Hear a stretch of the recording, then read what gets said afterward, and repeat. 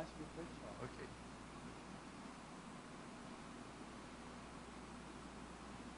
Não, bate aí, vai lá. Vai lá, Não, vai você. ele vai anunciar. Tá. Não, mas você é o cara que bate sempre, então. Sim, pô. Bora.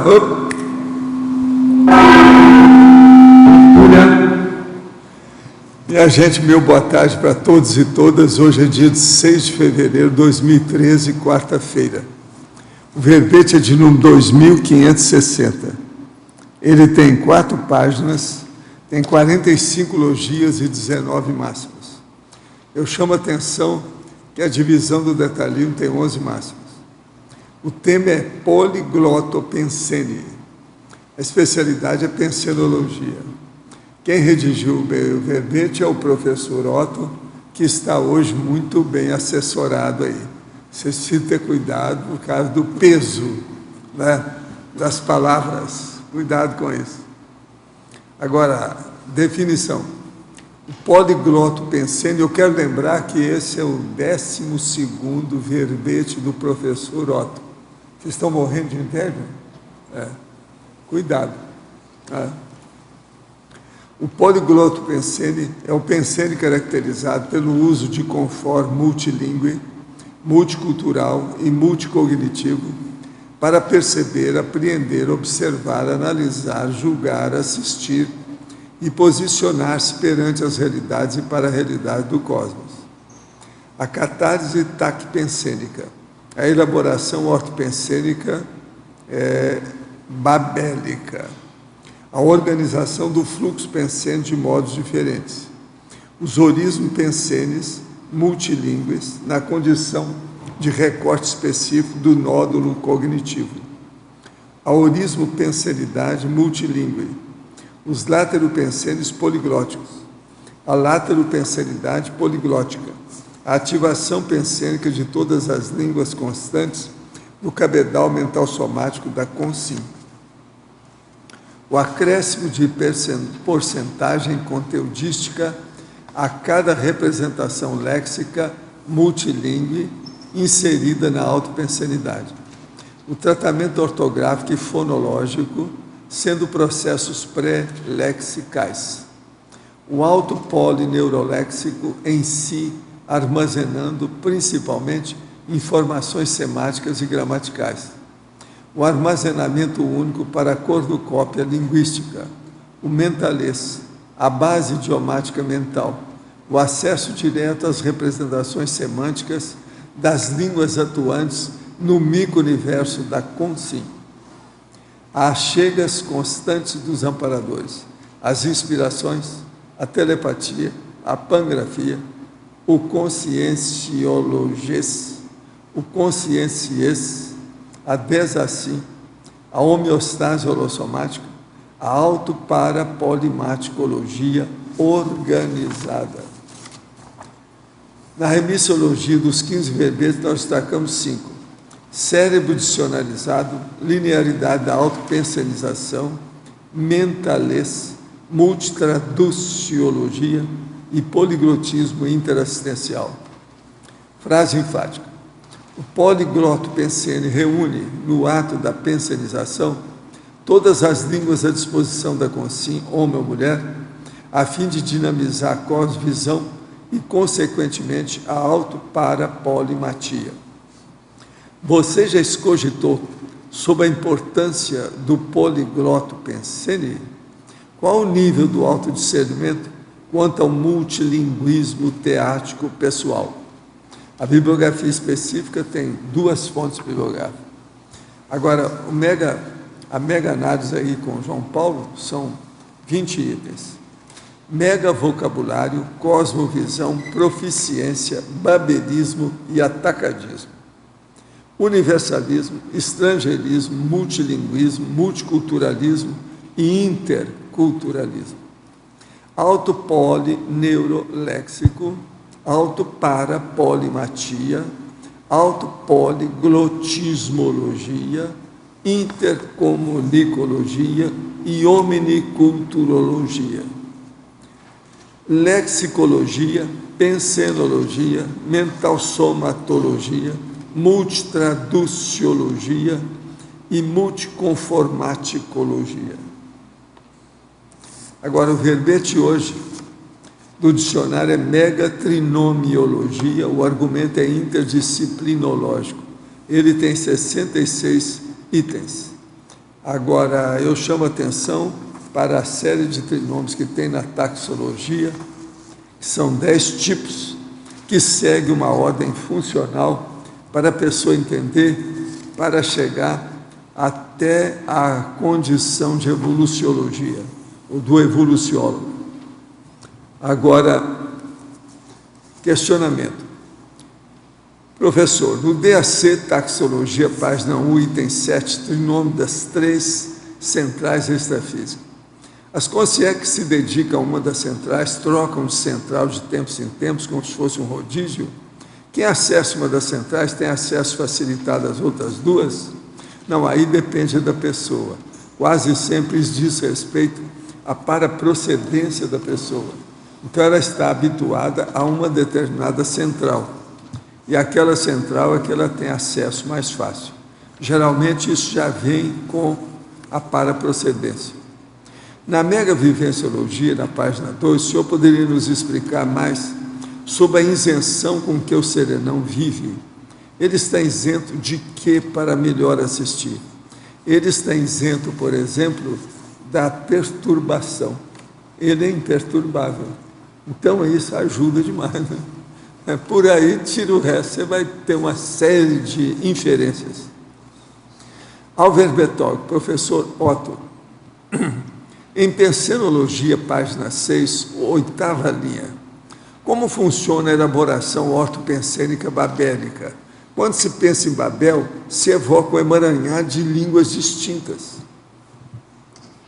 Perfeito, evoca isso mesmo. Inclusive existe o babelismo. O babelismo é a síndrome da pessoa que aprende, sabe uma língua. A gente vê o pessoal que sabe espanhol, de língua materna espanhola, chega aqui no Brasil, vai falar português e não aprende direito, não sabe diferenciar bem os dois códigos linguísticos, aí ficam numa interlíngua. Então aí o babelismo pode ser sinônimo de interlíngua. Porém, se nós vermos aqui, o que eu quis chamar a atenção é a elaboração ortopensênica. Isso faz toda a diferença. Então esse babelismo ele já vira técnico. Então nós já fomos para o outro lado, é um antônimo do que você traz. Essa elaboração ortopensênica babélica é daquela pessoa que é capaz de mobilizar vários idiomas na pensenidade e ela consegue recortar o que eu chamo aqui dos nódulos cognitivos, ou seja, às vezes você tem um conceito que é melhor expresso por uma palavra não da sua língua materna, mas por outra língua. Por que não lançar mão daquilo na sua pensenidade? Mas aí um outro conceito pode ser não apenas da segunda língua estrangeira, mas de uma terceira, aí de uma quarta, de uma quinta, você junta tudo isso a fim de dinamizar a sua elaboração pensênica que se torna ortopensênica. Foi isso que eu quis chamar a atenção aqui. Em Fatologia, página 7, 6ª linha, poderia detalhar mais sobre a polilógica do poliglotismo? Polilógica são várias lógicas, e do poliglotismo são das várias línguas. O que eu quis dizer com isso? Eu quis dizer que uma língua segue uma lógica. Essa lógica da língua nós podemos perceber por aquele estudo que nós chamamos de sintaxe. Então a sintaxe ela mostra como a língua se organiza. Então nós temos que o português se organiza de uma maneira. Se você pega, por exemplo, o alemão, devido às declinações, ele já tende a se organizar de outra maneira. O latim é a base desse processo, tanto para as declinações do alemão quanto para a sintaxe do português. Se você pegar, por exemplo, o francês, ele também favorece uma organização um pouco mais reta, ortopensênica, já o inglês nem tanto.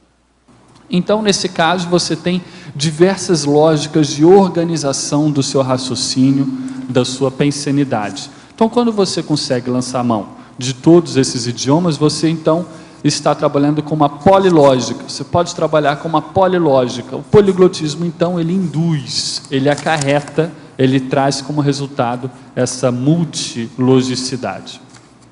Você está falando sintaxe, é sintaxe. Tá? Segundo o Wise... Não, conversa fiada. Pode procurar. Quer dizer que é É anexo. É anexo. anexim. É anexim. Não, mas cada Sintaxe. palavra tem, não é uma regra. Não, mas sintaxe. Vamos bater uma desde aposta? que eu me conheço por gente, Eu bato uma sintaxe aposta. na minha terra. E é de Puxa base aí o portuguesa. AIS e procura sintaxe, entre parênteses ele vai dar que é com É sintaxe. Anexo, é isso? Eu bato a gente aposta um Anexo. livro. Pois é, não, mas ó, é melhor falar sintaxe. É melhor. Vamos ver o que é que o Eucádio acha. Eu sigo, não, mas Ô, eu sigo o Eucádio. AIS. Hein? Eu não estou ouvindo nada. Também não.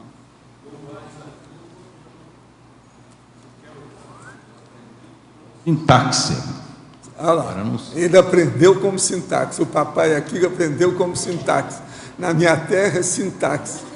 Todo lado, os gramáticos falam sintaxe. Você está querendo arranjar um negócio, não adianta vir com essa língua, que ela não existe. Ortoépia, 2 S. Ortoépia, 2 S. Pois é, mas o AIS nem tudo está certo que é isso. Vai devagar com a dor. E outra Tudo coisa, bem. ele é um dicionário, todo dicionário tem erro. Isso Ele é está normal. faltando um monte de língua ali também. Agora, vamos estudar isso com calma. Agora, ó, em efeitologia, página 7. Como ocorre o efeito do poligloto pensene na tolerância às patologias do envelhecimento?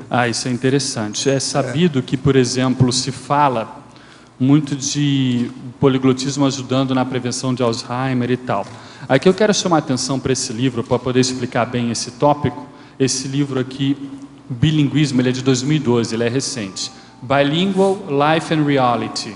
Bilíngue, Vida e Realidade.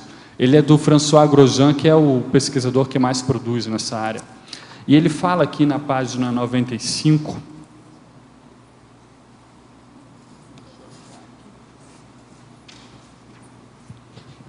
Ele fala de uma pesquisa que foi conduzida pela Ellen Bialystok. E nessa pesquisa ela comparou os pacientes de demência, aí no caso, processo do Alzheimer. E ela comparou um grupo que era bilíngue com um grupo que era monoglota. E eles chegaram à conclusão, comparando a idade em que a doença começou a se manifestar, que ela se manifestava mais tarde, 4,1 anos, no caso aqui, mais tarde do que nos monolíngues, que foram aí 75 anos, os outros foram 71 anos de idade. Então eles concluíram como hipótese de pesquisa que o bilinguismo, ele não tem efeito no caso na acumulação de fatores patológicos, mas ele ajuda o cérebro a tolerar melhor as patologias acumuladas. Por quê?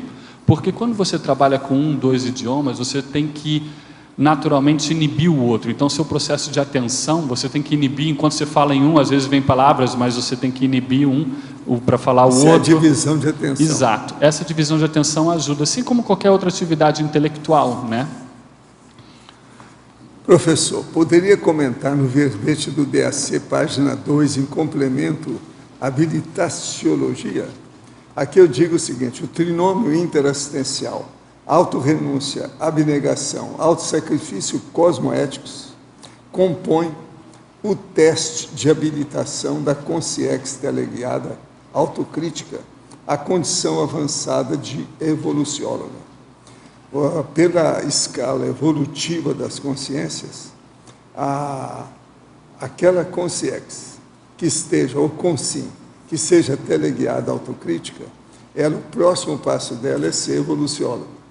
Então, a vivência desse trinômio diz que a pessoa coloca a consciência em um nível de habilitação e ela começa a ser evolucióloga. É isso que nós queremos dizer. A mesma coisa a gente mostra depois aqui, no outro, sob o trinômio como nexo evoluído em perturbabilidade consciencial, transafetividade teática. Que isso tem a mini-vivência, que é da evolucióloga, e a mega-vivência veterana, que já é do serenão.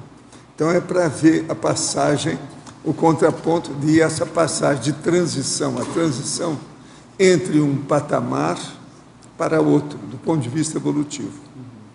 Agora, para o professor Otto, Ciclologia, página 7. Poderia explicar o ciclo da poliglotopensenização espiralada? Espiralada aqui, eu estou evocando o processo da espiral evolutiva, que quando volta um nível acima. Né? Então, e ela também vai se ampliando, ela começa pequena e ela vai se ampliando. Isso... E você está fazendo ela certinha, que está no fuso horário. Ó. Então está tudo certo. Vocês estão para chateado. Mas o povo fala, não, tem que ser tem no horário. Tem um horário, exato. Seguindo o polo magnético do processo. Então, o que acontece? Quando você tem um idioma, você mais ou menos vai num ritmo. Quando você trabalha com vários idiomas, você pode tanto dinamizar o processo da sua pensenização longitudinalmente quanto latitudinalmente, ou seja, você vai aumentar a velocidade, a gente estava fazendo assim, para cima, e vai aumentar também o diâmetro dessas espirais. Então, você vai ter uma capacidade de pensenização maior. Isso aqui é uma metáfora ou uma certa analogia para tentar mostrar esse processo da pensenização. Por que algumas consciências costumam estudar a conscienciologia no estudo de maçonaria, ou seja, na surdina? Tem dificuldade de aceitar esse comportamento pusilânime, pois para mim isso é covardia crassa. Sim, mas vai com calma, que às vezes as pessoas estão fazendo isso para ajudar alguém da família muito chegado, alguma coisa nesse sentido. Então é muita gente que estuda meus livros em segredo, ninguém fica sabendo, caladinho. E as pessoas depois me falam, quando encontram comigo às vezes, que eu vou em algum lugar, quando eu viajava acontecia muito disso. A pessoa chegava para mim e falou assim, olha, eu não posso falar que eu estou estudando conscienciologia, mas já sei tudo, agora eu queria que você me explicasse isso. E perguntava alguma coisa, você está entendendo? Aí eu indicava um outro livro. Eu falei assim, não, eu já tenho uma biblioteca, praticamente todos os livros, mas ninguém sabe, ele não chama atenção nem nada, devido ao problema da família. Então a gente tem que ver, às vezes, isso é só um período da vida da pessoa, depois ela abre o jogo. Agora, em Pensenologia, página 6, primeira linha, poderia comentar o holopensene pessoal da Ataris multiconformática? Ataris multiconformática. Holopensene pessoal, então, é aquilo que está impregnado no pensamento, nos sentimentos e nas energias da pessoa. Então, a pessoa que faz o processo da Ataris, vamos aqui pensar no processo da docência conscienciológica. Então, a aula de conscienciologia é o palco adequado, pertinente, privilegiado para a tarefa do esclarecimento. Agora, imagine então um professor itinerante, um professor que ele pode dar aula de acordo com vários confores, ou seja, com vários conteúdos, no caso o conteúdo do corpus da conscienciologia, transvasado, ou escrito, ou falado, grafado, enfim, oralizado em diversas formas, em diversos idiomas. Então, ele entra numa condição de multiconformática. Então, a pessoa que ela consegue fazer Ataris em vários idiomas, ela dinamiza esse processo do holopensene pessoal dessa Ataris. E, claro, fazendo essa assistência, esse processo específico, ela está justamente agindo de acordo com o poligloto pensene, que a gente chama atenção aqui. O poligloto pensene, na minha proposta, nesse verbete, é a unidade de medida do poliglotismo. Então, tudo que envolve o poliglotismo, dentro do processo intraconsciencial, na intimidade da consciência, por isso que eu chamo a atenção também no verbete, para o mentalês, que é justamente o fluxo pensênico. Esse mentalês, ele é pré-linguístico, ainda não envolve forma. Tem um verbete do professor Valdo na enciclopédia sobre isso. Então, dentro desse processo, a pessoa vai estar usando o poliglotismo, dentro do processo da Ataris multiconformática. Agora, a multiconformática, é bom a gente lembrar que o processo é super complexo, porque são muitas formas e muitos conteúdos. Então, juntar isso tudo, juntar conteúdo com forma já é um problema, agora juntar vários simultaneamente, muito pior.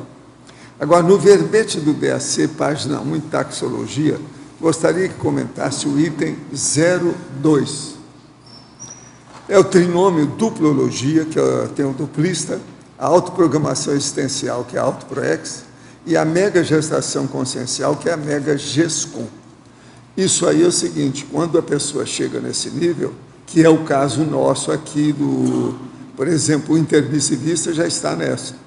Então, ele tem a duplologia, ele já tem a proex pessoal dele, e ele já busca um jeito de fazer a obra-prima dele, que é a Mega Gescom, a gestação consciencial máxima que ele consegue. Esse trinômio, então, já é avançadinho, porque já está mais ou menos no nível nosso dos intermissivistas da CCCI. Agora, professor, no DAC, em Conclusion, página 2, o senhor poderia explicar o trinômio plantas, bichos, crianças, e como ele funciona para assentar a vivência da fraternidade. Por exemplo, é aquela pessoa que ela não tem raiva da natureza. Você sabe que tem gente que vai ao jardim e xinga o jardim. Ele olha uma roseira e só vê espinho. Tem outro que é otimista. Ele olha a roseira e só vê a rosa. E chega no jardim e fala, que perfume gostoso. Quer dizer, então, há uma diferença enorme da pessoa que ela tem abordagem positiva com a natureza, no caso, a botânica, e aquela que não tem. Tem gente que só vê a árvore que tenha, ou a planta, ou o arbusto, que seja venenoso. Ele esquece das árvores frutíferas. E tem outro que só vê a árvore frutífera por todo lado. Ele se sente bem com a natureza e sabe viver com isso. Agora, bichos, é aquele que não tolera um pet, quer dizer, um animal doméstico. Nem cachorro, nem gato, de jeito nenhum. E tem aqueles que gostam de todos os bichos e trabalham nas associações de defesa dos animais. E tem outros que não suportam uma criança, que dão contra. Às vezes tem até população inteira, como aconteceu comigo na Alemanha, que eu estive lá depois da guerra e o povo estava repudiando o meu filho, que estava pequeno na ocasião. E outra coisa, ele tem um sangue alemão. Então, sai dessa. De modo que a gente tem que entender como esse trinômio é sério. Plantas, bichos e crianças. Como é que você se dá bem com a natureza? Como é que você se dá bem com o jardim? Como é que você se dá bem com o zootel, quer dizer, o jardim zoológico? E como é que você se dá bem com a creche e o playground? Tem gente que não se dá bem com nenhum desses. E alguns se dão bem com o playground porque estão com má intenção, são os pedófilos. Tudo isso a gente tem que estar examinando para ver como é que funciona esse trinômio. Professor, não existe um paradoxo de algumas pessoas fora do país em fundar uma igreja ateísta com fundamentos ateus? Tudo bem que a religião é um entrave na vida humana, mas uma atitude dessas também não leva a um entrave neo-religioso? Sim, qualquer coisa que tem processo de dogma é negativo. Nós não podemos ter dogma, seja ele de onde é que ele venha, porque aí é escravidão do mental soma. Isso é a pior coisa que tem. Então a gente tem que combater tudo que tenha dogma. Agora, eu queria mostrar para vocês sobre longevitar. Longevitar, estão agora preparando o local para fazer um campus. Esse campus vai ser o condomínio interassistencial especializado na evolução interconsciencial na melhor idade. A melhor idade aqui está falando da pessoa idosa, tá certo? Agora, tem uma série de mega metas para 2013, esse ano, o ano que vem, 2015, 2016. Inclusive, tem o Clube dos 100, grupo de consciências com mais de 80 anos de idade, eu estou nessa. Preceptores veteranos da vida, doadores autobiográficos, conselhos de elders, tudo é do Clube dos 100. E eles pedem, junte-se a nós nesse mega empreendimento grupal. Agora, ó, eu vou falar aqui, como é que você acessa essa turma? https://www.facebook.com/longevitar internacional, a palavra só.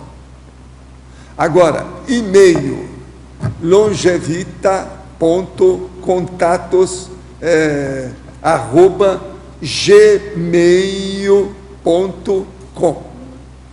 Tá certo? Eu vou falar de novo o e-mail só para ajudar aí.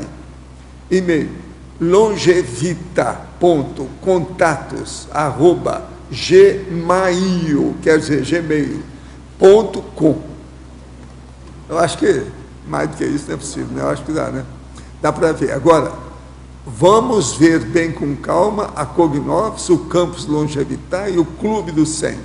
Eles já têm até planos, já tem toda a fórmula e a planta arquitetônica e outras coisas mais. Agora, aqueles que puderem ajudar aí, eu lembro vocês para ajudar, que eles querem fazer uma construção. Aqueles que puderem dispor de algum processo que tenha cifrão, é bom ajudar a turma, que eles já estão fazendo uma campanha. Vamos nessa. Agora eu passo o professor Otto para você. Antes de fazer a pergunta, eu consultei o Aurélio aqui. Sim. E pelo Aurélio as duas formas são certas, sintaxe e sintaxe. As sim. duas. Mas sintaxe, essa aí é de fora. O negócio é sintaxe mesmo. Esse aí é que mas as duas são aqui o então os dois não deveriam brigar. Variante ortográfica. Agora, você sabe, gramática não adianta estar brigando, né? Você faz o que você quiser, desde que a pessoa entendeu. Agora, sintaxe, né? Está danado essa palavra, não está? Cada um escolhe uma. Lembro da minha mãe me ensinando a sintaxe. Atualmente na anos universidade de idade, eles usam sintaxe. Eles andam utilizando. Você vai me falar, a Universidade Olha os lexicógrafos aí. Nós temos o Ministério da Deseducação, não pode ser isso, não. Ministério da Deseducação do Brasil está tudo errado. É isso. Eles estão ensinando para nós, vai. O que você quer? Livro que saiu do Ministério da Educação, falando nós, vai. Eu falei assim, vocês vão, eu não vou. Não, e tem o verbo ponhar também. Não, tem o Aurélio ponhar também. Esse aí até. Está dicionarizado, ponhar. Agora, a minha pergunta aqui, então, para o meu amigo Otto é o seguinte, na fatologia, a quarta linha... Quando ele fala meu amigo, é porque está com medo de você. Ah, é? O armazenamento único para a cornucópia linguística.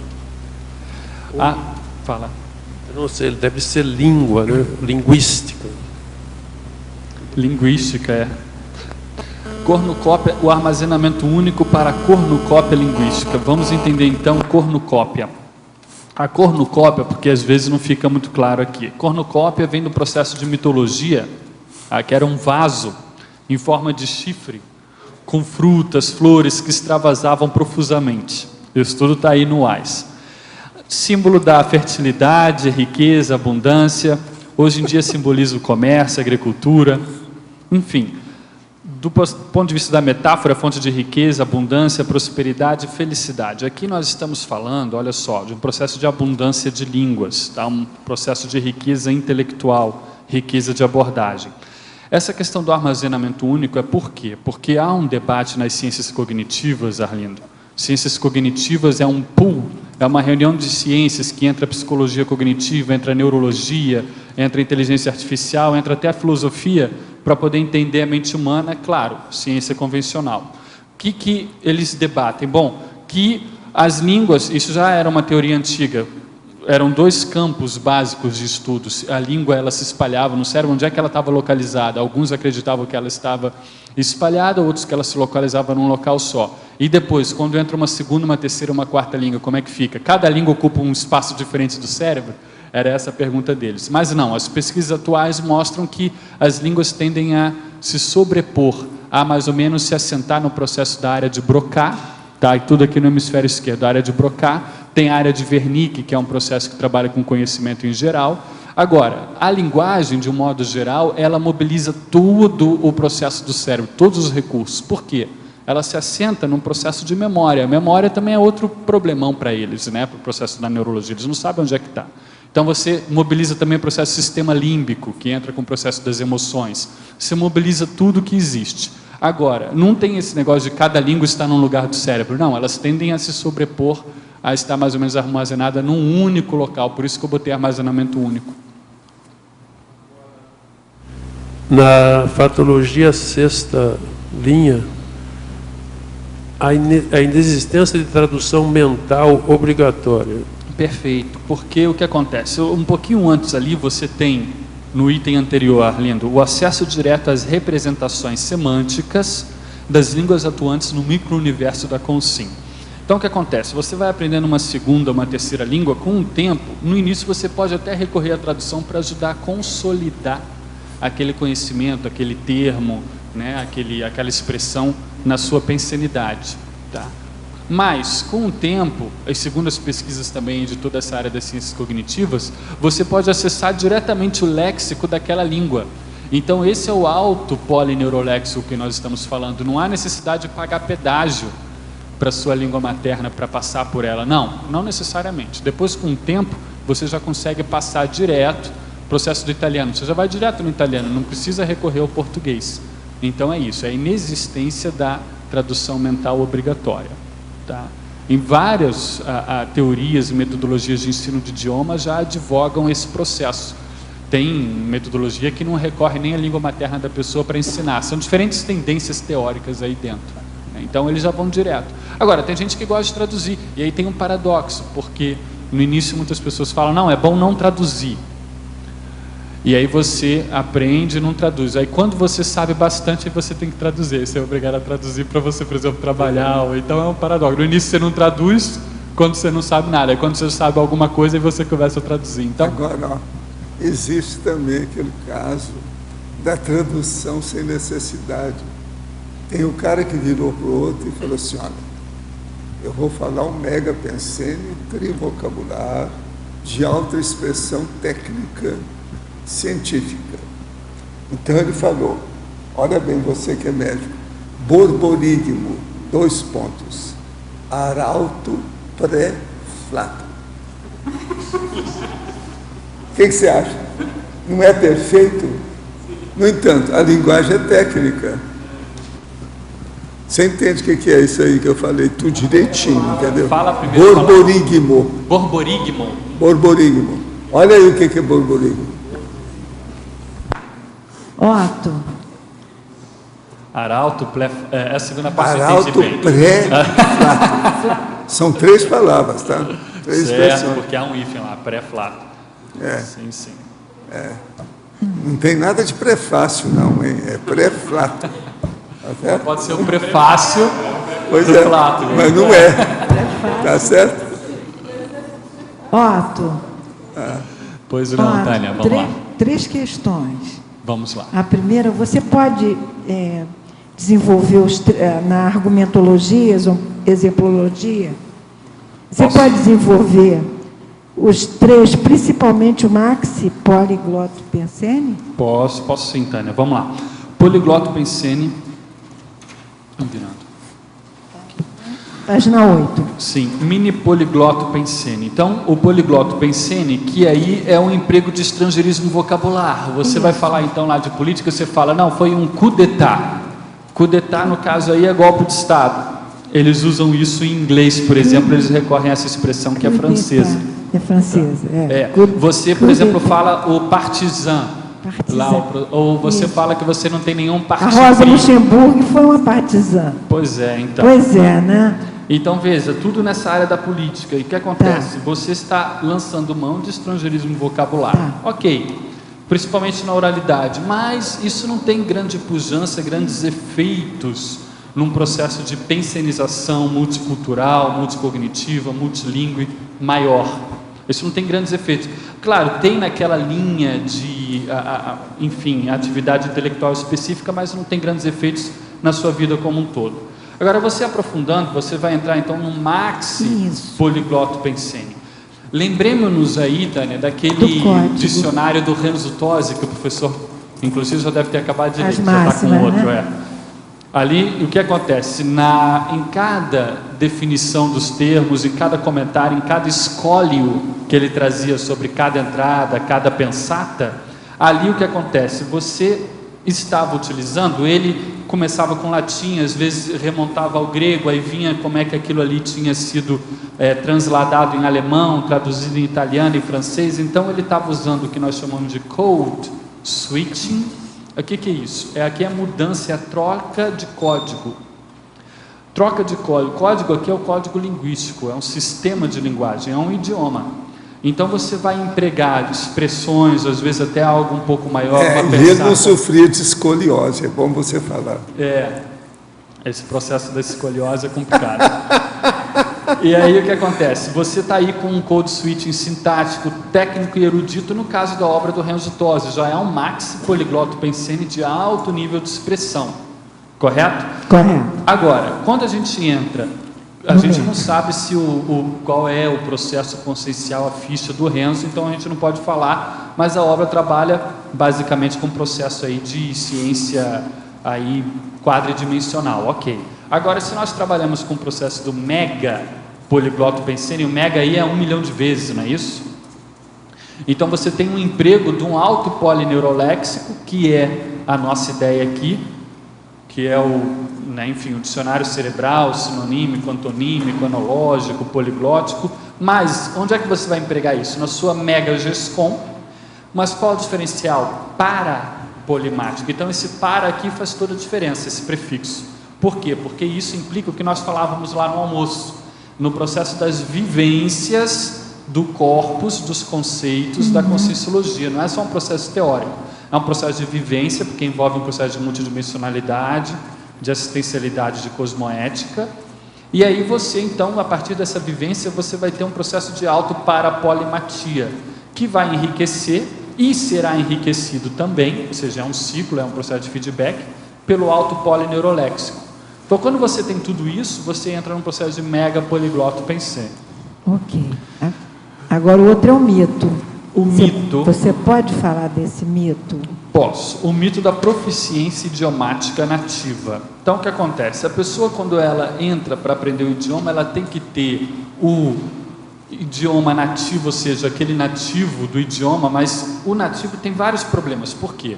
Porque eu mesmo já tive experiência com nativos em que eu conhecia mais do idioma dele do que ele. Isso é bem comum, né? Isso é normal até certo ponto dentro de um processo que você trabalha. Por quê? Porque nós temos que ver o nível cultural, o nível educacional, o nível escolar. Simplesmente falar que a pessoa é nativa não resolve, correto? Então, não, tem que ser um nativo, isso é um mito da proficiência, não é pelo fato dele ser nativo que ele é proficiente, esse é um ponto. O outro ponto é que a pessoa, quando começa no idioma, ela tem que ter como modelo o processo do nativo, mas nem sempre ela vai conseguir atingir o processo do nativo, principalmente em processo de pronúncia, a não ser que ela tenha um treinamento muito sistemático, uma vivência aí de ano. Exato. Isso. E dentro do processo de poligloto pensene, do objetivo da pessoa, isso pode ficar secundário, ainda mais se, dentro de um processo de erudição, o mais comum é a pessoa buscar entender o que ela lê e trabalhar com o processo de tradução escrita. Então, nesse sentido, o processo da proficiência idiomática nativa ele fica secundário. É porque hoje em dia, no século XXI, quando nós falamos de idioma, o padrão de proficiência é o padrão oral, da oralidade. Mas até o século XIX lá e tal, o processo era tradução escrita, era a pessoa conseguir ler no original e fazer tradução para a língua dela. Então a gente tem que balancear um pouco esses conceitos. Foi isso que eu quis chamar a atenção aqui, não sei se ficou claro aí, tá? O mito, para mim está difícil a questão do mito. Por que é um mito? Quer dizer, isso não é nunca conseguido, ou isso é usado muito, essa proficiência nativa. Isso.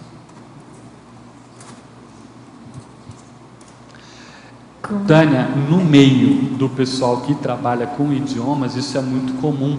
E isso fica meio como se fosse uma verdade absoluta, monolítica. Então, isso no meio do pessoal que trabalha. Por isso que eu quis chamar a atenção para o processo do mito. Isso é muito comum, tá, dentro da área do pessoal que se aplica ao processo dos idiomas, né, e trabalha com isso. Enfim, foi nesse sentido que eu quis chamar a atenção. Para o pessoal que trabalha com idiomas ou que está entrando para aprender idiomas, eu já vi muitos alunos, eu patrocinava encontros poliglóticos para o pessoal praticar idiomas, várias pessoas que falavam bem, tinham um processo de proficiência interessante, atendia os requisitos dela, mas ela tinha uma baixa autoestima porque ela não alcançava a pronúncia de um nativo. De um nativo. Sendo que era um processo secundário para ela. Okay. Então o mito aqui está de propósito para servir como uma iconoclastia. Pois é, você pegou a questão da baixa autoestima, né? Isso aí tem bastante importância, né? Parece. Bastante. Bastante, né? Legal. Continuando, agora mais uma pergunta. Vamos lá. Agora é na página 7, na principiologia. Você fez de trás para frente, né? Gostou da sequência? É um processo É diferente, do poligloto pensene. Às vezes você lê de trás para frente, dependendo do idioma. Isso. Vamos É lá. principiologia. Só tem um princípio. Não, o ideal era ser no início do princípio, né? O princípio da descrença, PD, regrando a autopoligloto pensenização. Justamente isso, tem total relação, Tânia, com o mito. Total. Não sei se você perguntou de propósito, querendo investigar uma possível relação.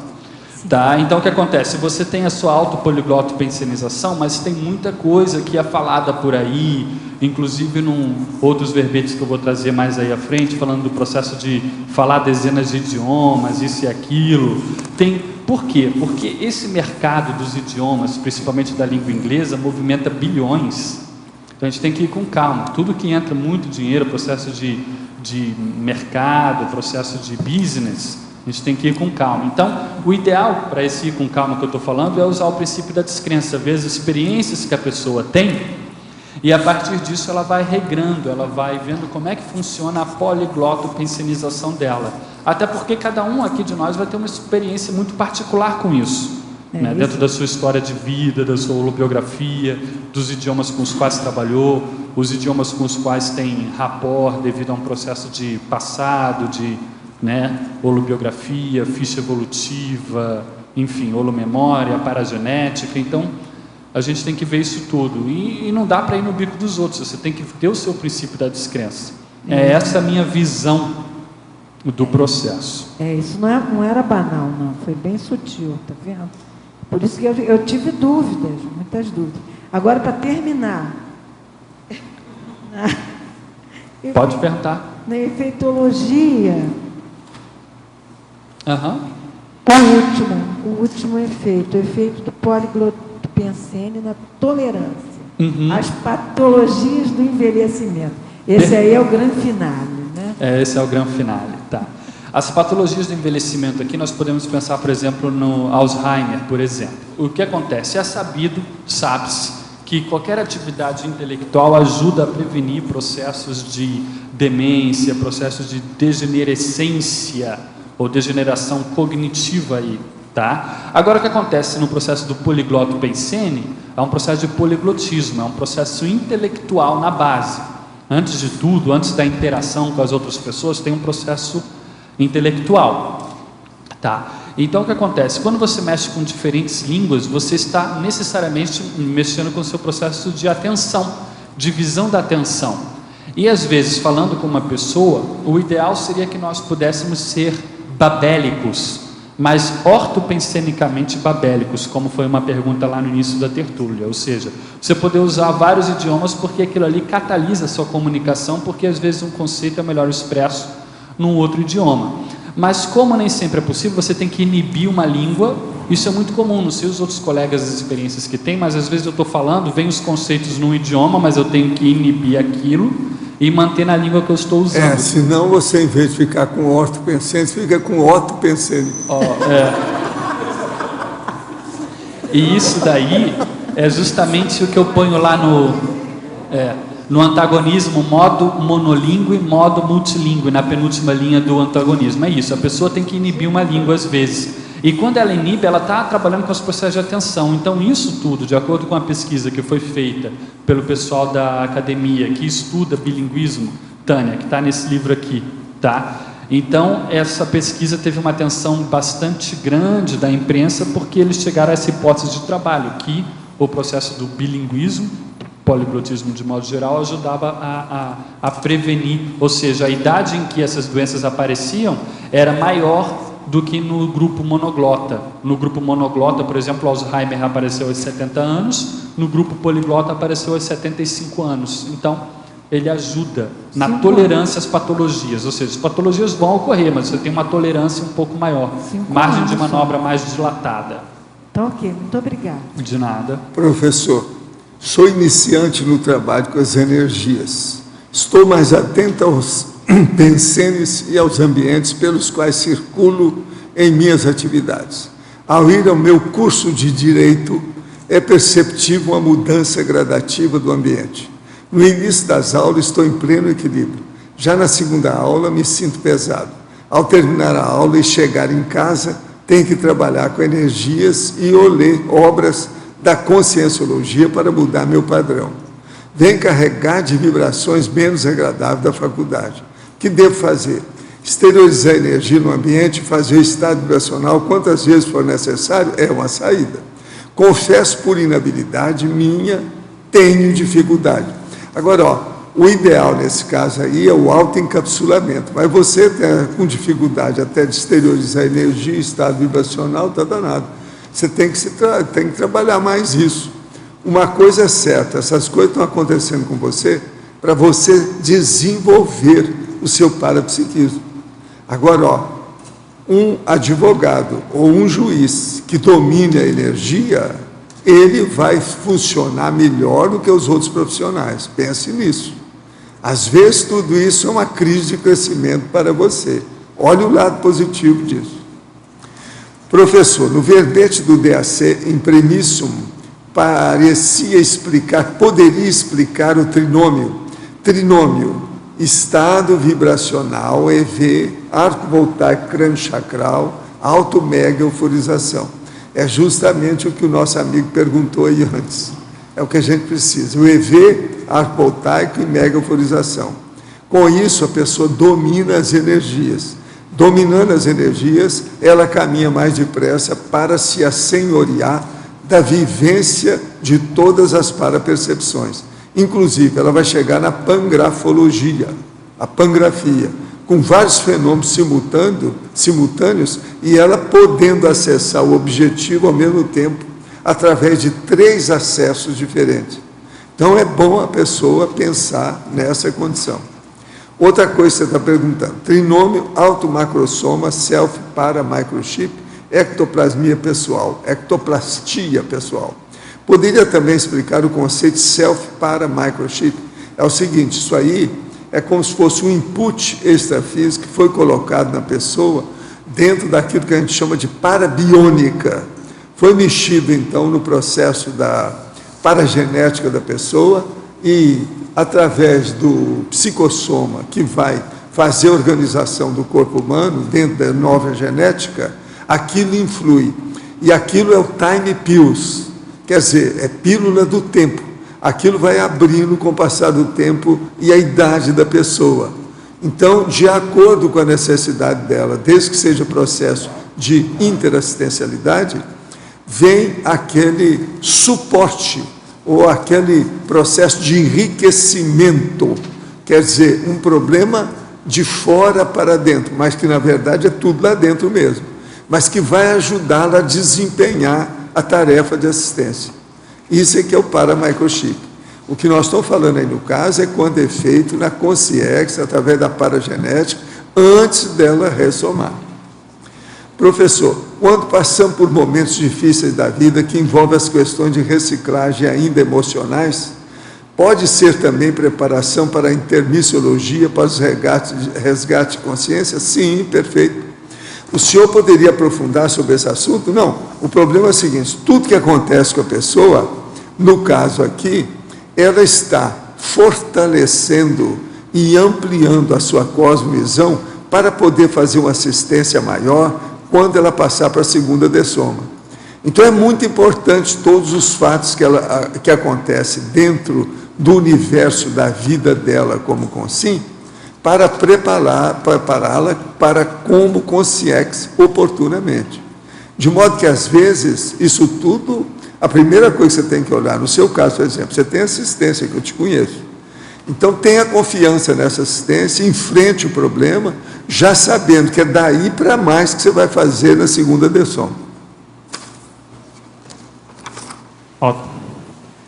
Aqui na página 7, na tecnologia, você pode comentar mais sobre as técnicas de ampliação do dicionário cerebral, analógico e poliglótico, e as técnicas de emprego do alto para polineuroléxico, por favor?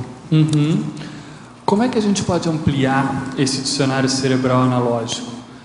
O trinômio, eu vejo basicamente o trinômio leitura, escrita, debate. Basicamente. Por quê? A gente lê. A leitura é a melhor maneira de adquirir vocabulário. Isso daí é clássico, né? Você lê, mas se você lê e não aplica, no máximo você vai ter aquele vocabulário como passivo. Você entende, mas não inseriu no fulcro da autopensionização, aquela história. Como que você faz para inserir? Você escreve. Então você pega e põe no papel. Eu mesmo já vi você fazendo muito isso nos VVs. Você escreve para ajudar. Então, mas uma coisa também muito boa, que para mim funciona e cada um tem que ver seu estilo, é usar logo na interlocução. E procurar já logo falar, conversar sobre o que está lendo. Aí, porque na conversa você emprega aquela palavra e as associações de ideias vêm as achegas dos interlocutores, e isso ajuda a consolidar. E a técnica de emprego do alto para polineuroléxico tem a ver com isso que eu falei, você escrever, você, enfim, debater. Mas uma coisa interessante, por exemplo, que eu estava pensando nisso, é quantos sinônimos nós conseguimos ter para algumas palavras. Então, a gente consegue ter 3, eu gosto de trabalhar com um processo desses 3, 5 ou 7. Então, você pega uma palavra qualquer aí, por exemplo, escólio. Escólio é um processo aí erudito aí do nosso amigo Laurentino, do pessoal do Renzo Tosi aí.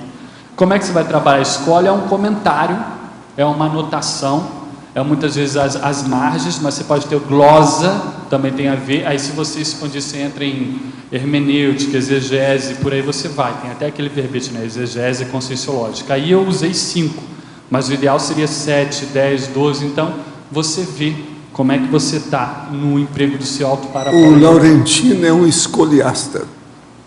Ou escoliógrafo também, né? É. Aí ele escolhe. Escolhe. Outra coisa, Otto, aqui em interaciologia, na penúltima linha, interação holocarma das nações e dos idiomas. Você pode comentar também? Ah, sim, isso é muito legal, né? O holocarma das nações está ali no Temas da Conscienciologia, o livro do professor Valdo. Isso está na página 52, capítulo 21, Princípios do Holocarma das Nações. E aqui então o professor Valdo, por exemplo, fala do processo dos Estados Unidos, que tinha o quê? Só 5% da população mundial, mas consumia 25% de toda a energia do planeta Terra e emitia 25% dos gases poluidores de carbono. Então, há uma conta em aberto. Então, eles estão no vermelho. Então, como resolver isso? Então, isso daqui é para nós entendermos esse processo. E outra coisa, os americanos há muito tempo não querem entrar nisso, eles não querem mudar. Eles se recusam exato, os protocolos de Kyoto. Isso. Né? Agora, o que acontece? Nós também podemos pensar no holocarma das nações do ponto de vista da colonização. Então, você teve os grandes impérios, né? Portugal não conseguiu se segurar enquanto império, Espanha caminhou um pouco mais, depois França, depois Inglaterra. E isso teve filhotes do ponto de vista das nações colonizadas e os idiomas que se espalharam. Então, esse holocarma das nações envolve um processo. Então, na Europa é muito comum eles terem problemas, por exemplo, com as imigrações que vêm da África, mas são justamente dos países que eles colonizaram. Então, é normal, eles vão ter que resolver isso, né? Pois é. Então, o que acontece? E tem um processo de idioma associado. Então, esse é um ponto. Agora, no holocarma dos idiomas, nós podemos pensar também, além dessa herança colonial, o processo do francês e do inglês. Eu acho muito interessante ver esses dois idiomas, porque os ingleses ali, os franceses no caso, conquistaram ali a Inglaterra, os normandos, em 1066. E aí eles levaram o francês, então a língua que era usada no processo do governo mesmo, né? E também tudo que dizia respeito à vida da corte, alimentação, gastronomia, negócio mais fino, era francês. Foi por isso que o inglês tem muita herança do francês, muitas coisas que são cognatos do latim com o português, e várias palavras entraram via francês. Só que aí o tempo passa, isso 1300, 1500, era muita influência do francês, mas aí a partir do século XIX, a França ainda dominava como língua da diplomacia, enfim, mas o tempo passa e você tem a Primeira Guerra Mundial, por exemplo, a Inglaterra já tem conseguiu se estabelecer enquanto império no processo da colonização, mais do que a França, porque a França tinha um problema do ancien régime, o antigo regime, que tinha problemas internos que não conseguiram sustentar, né, o processo da colonização. Então, com isso, eles começaram a ficar aquém, e a Inglaterra começou a ganhar o inglês, então começou a ganhar espaço.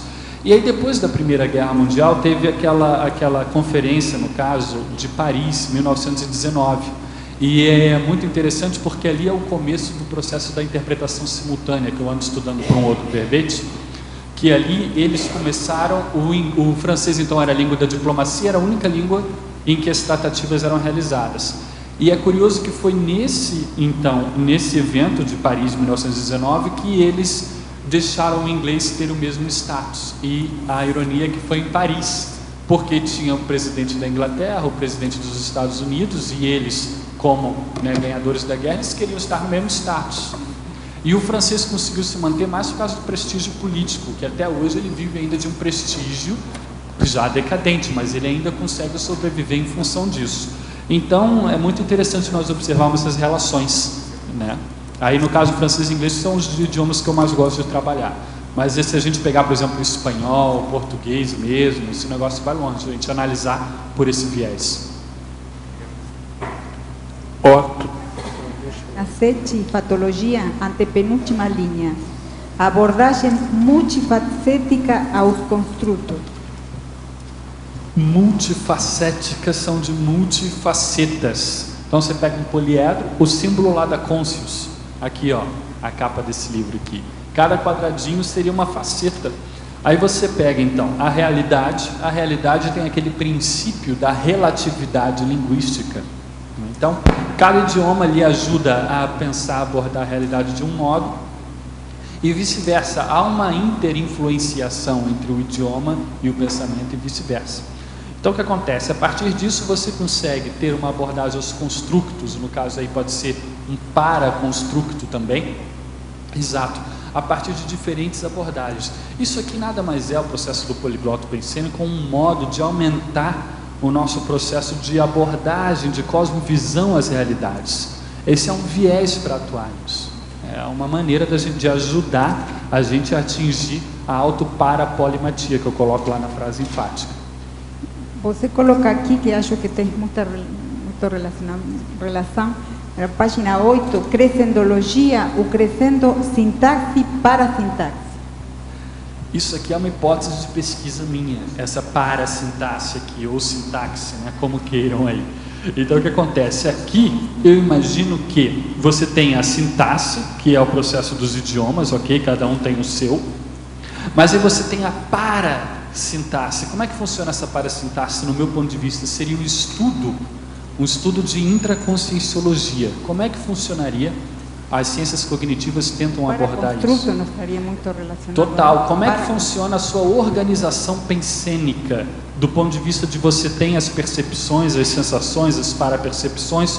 Como que você organiza essas unidades de sentido? Porque a semântica, as raízes da semântica, do significado das palavras, estão na percepção, ou na parapercepção. Como que você organiza isso no seu fluxo mental, na sua elaboração de pensamento? Mas é um campo da mental somatologia, aí já foge, já vira, né, mateologística aqui. Mas, enfim, é uma coisa que eu gosto de pensar nisso. Então, como que a gente pode entender isso aqui? Os idiomas também são uma maneira de, indiretamente, nós compreendermos a pensenologia, correto? Porque é a manifestação visível. Porque você ir direto no âmago do processo pensênico é difícil. Exigiria aí projeção de mental soma para acessar isso diretamente. Como eu estou muito aquém disso, eu fico só na hipótese de trabalho por enquanto. Mas pelo menos fica registrado aí para interesse de pesquisa. Otto.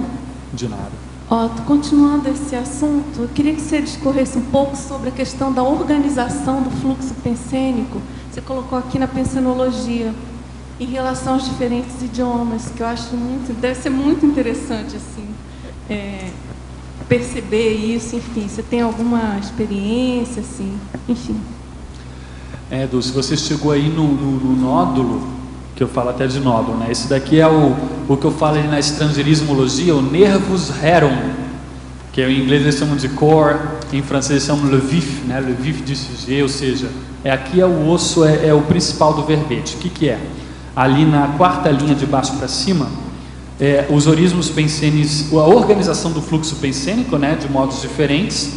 Como é que é isso? Você tem o seu fluxo, o stream of consciousness, então tem o seu fluxo mental, ele está andando, ele é pré-linguístico, é mentalês. Isso não é invenção nossa, tá? Isso tem na ciência convencional. Você tem então o pensamento, porque o pensamento ele não está necessariamente ligado à linguagem. O Einstein pensava em termos espaciais, depende das inteligências da pessoa. Então você tem aquele fluxo. Quando você vai organizar aquilo para expressar, para colocar em palavra, você pode organizar esse fluxo de modos diferentes. Aí entra a sintaxe que nós estávamos falando. As regras de organização disso. Você pode organizar de acordo com a sintaxe do português, de acordo com a sintaxe do italiano, de acordo com a sintaxe do francês, do inglês, do alemão, e por aí vai. Então, como você organiza isso? Isso daí é um processo de flexibilidade. E às vezes isso, dependendo do processo de inspiração, é organizado de maneiras diferentes, não por sua deliberação, mas por uma inspiração que veio, uma ideia que veio, ou isso é espontâneo. Nem sempre você tem total consciência sobre isso. Por isso que é bom você ter um domínio das diferentes maneiras de expressão para ajudar no seu processo criativo, inclusive. Tá? Então, isso daqui para mim é a essência do poligloto pensene. Esse e o próximo, que é o quê? Os orismo pensenes multilingües e na condição de recorte específico do nódulo cognitivo. Então, nesse fluxo pensênico, você tem alguns nós. Esses nós são os conceitos. Só que esse conceito, então, você vai recortar e você vai transformar numa palavra. Só que nem sempre, por exemplo, no português, aquele nódulo é melhor expresso numa palavra do português, às vezes é uma palavra de outro. Então você tem que ver qual idioma que você expressa melhor aquilo ali. Isso explica em parte essas palavras intraduzíveis, não é? Assim, você não... Quer ver uma que dá bastante dificuldade no inglês? A palavra vivência. Essa é difícil, porque em inglês você tem experience. Essa que eu falo há anos. Né? Experience e experiment, mas vivência a gente perde na tradução. Isso aí. Nos Estados Unidos eu falava o que era vivência, depois procurava traduzir para o povo. Nos Estados Unidos eu falava o que era vivência, eu falei assim, vocês não sabem o que é isso. Então é viver a vida, viver a existência, experimentar, experienciar, fazer a pesquisa pela própria vida, pela própria respiração. Eu explicava isso. O inglês é língua bárbara. Inglês é língua bárbara, não tem essa palavra. Eles não admitem. E aí tem coisa parecida. Tem coisa parecida. E claro, do inglês também vai ter coisas propostas. Mood, por exemplo, às vezes é difícil, né? I'm not in the mood. Eu não estou para isso que você fala, né? Mas às vezes é difícil você passar o mesmo. Isso é normal. Em todos os idiomas você vai ter vários exemplos, né? Então o que acontece? Você tem que estar aware para isso, consciente dessa realidade e poder jogar com isso a seu favor e não ficar refém. Porque o problema é você ficar refém disso, de forma e da expressão da sua ideia. Você não pode ficar refém, você tem que ficar por cima. Essa é a ideia. Agora, professor, essa colocação aí do inglês como língua bárbara e tudo, de certo modo, então, seria essa característica, aí não sei, os especialistas, que explicaria o fato do inglês estar prevalecendo nesse mundo globalizado? Por causa do dinheiro, por causa dos judeus, devido ao cifrão. Aquilo que eu estava falando aí, onde tem dinheiro, etc., o capitalismo selvagem. Estados Unidos domina os outros por causa disso. Mas não é bem a força, o processo é econômico, é dinheiro. Mais econômico mesmo. Porque as guerras existem por causa do dinheiro dos judeus. Porque E outra coisa, atrás tem a religião, inclusive o processo ortodoxo e fundamentalista dos judeus. Professor, tem a ver também com o desenvolvimento de ciências, inglês e ciências, por enquanto, né? Sei, mas veja, você vai fazer qualquer linha de conhecimento, seja ciência, filosofia, arte, se tem uma língua que predomina e que o dinheiro manda, ela faz qualquer coisa, em qualquer língua, qualquer coisa que você queira falar, ela domina, por isso que o inglês domina a situação. Mas agora, seria bom, melhoraria muito o nível de inteligência, se, por exemplo, fosse o alemão em vez do inglês, todo mundo era mais culto, mais inteligente se fosse o alemão. Entendeu? Se fosse o português também. Entende? Agora, fica tudo mais baixo. Por isso que nos Estados Unidos o nível é baixo, você sabe. Sabe. Se comparar, por exemplo, o povo do Brasil, os jovens com o jovem americano, o brasileiro engole todo mundo sabe disso. E olha, ainda tem coisa pior ainda, porque tem os engramas lá do processo da China e do Japão, que aquele povo do Oriente vai lá e engole todos eles também. Você vê como é que a língua é mesmo bárbara. Eu acho que nas 700 a gente tem um capítulo sobre as serlinões, né? E eu acho, se eu lembro corretamente, tem uma expressão ou uma ideia com australiano. Ele está trabalhando um pouco para, eu não sei se desenvolvimento ou espalhado de idioma espanhol. Sim, o idioma espanhol hoje engole uma porção de coisa, porque ele é mais vasto, porque tem mais países do que o português.